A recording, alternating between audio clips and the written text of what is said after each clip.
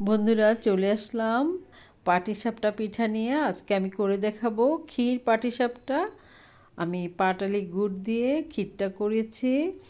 শীত মানেই তো পিঠা, কি বন্ধুরা শীত শীত অনুভূতি হচ্ছে না?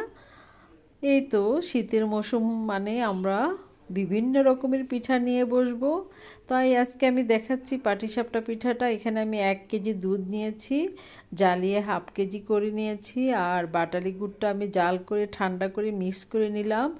দিয়ে দিলাম 2 টেবিল চামচ চালের গুঁড়ো। আমি আগেই 10 মিনিট আগে ভিজিয়ে রেখেছিলাম, তো একসাথে মিক্স করে নিলাম। দিয়ে দিলাম উপর থেকে খাঁটি ঘি, এতে করে একটা ক্রিমি ভাব আসে। আমি এখানে এলাচ দিয়ে নেই, এলাচ দিলে পাটালি গুড়ের গন্ধটা থাকে না। তো আমার এই ক্ষীরটা হয়ে গেল, খুব ঘন হয়ে আসছে। এভাবে নামিয়ে রাখলে জমাট বেঁধে যাবে।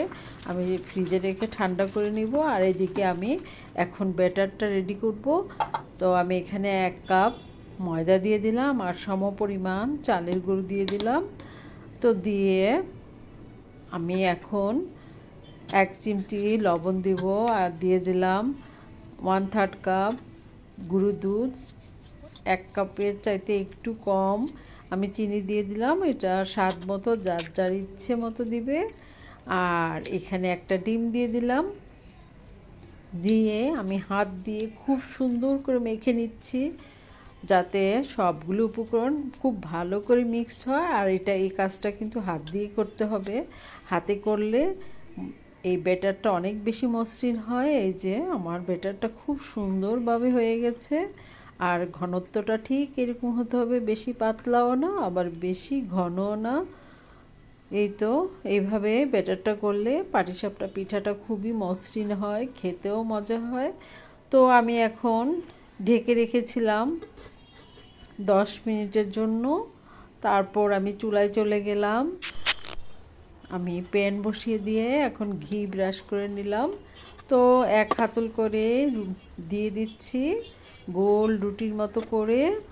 আর ভিতর থেকে দিয়ে দিলাম সেই মজাদার পুর, সে ক্ষীরটা দিয়ে এখন আমি পাটির মতো তারপর পেঁচিয়ে নিলাম। তাই তো ওর নাম হচ্ছে পাটিসাপটা।